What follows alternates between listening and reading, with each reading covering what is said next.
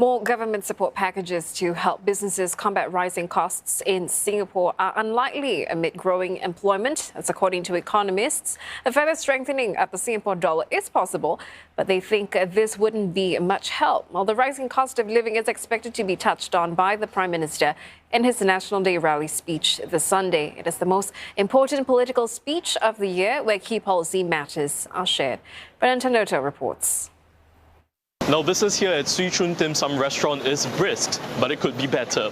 The restaurant chain says it's seen prices of ingredients like chicken and pork increase by about 10% from a year ago. Higher inflation, utilities and transport costs are also adding to its expenses. To protect profits, the restaurant has raised prices of some dishes by about 5%, but it says this can't go on forever. Look at re-engineering certain processes, for example, introducing self-service concepts, using automations, to cut down on labor costs, basically. What we're experiencing now also, employees are asking for higher wages, and most of the time you have no choice but also to increase along with the market wages. Otherwise, we have a lot of difficulties finding staff and keeping them.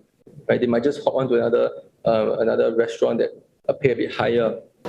So far, the government is fighting inflation by keeping the Sing dollar strong for cheaper imports. This year already saw 3 rounds of monetary policy tightening, and economists say more could come. But at least one economist believes monetary policy alone may not be enough. The government may have to rely on fiscal measures instead in order to support some of the households as well as businesses. We also have costs that are rising because of domestic reasons like the tight labour market.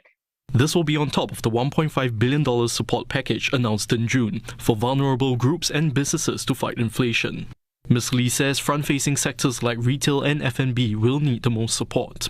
Another economist thinks the government may not step in just yet.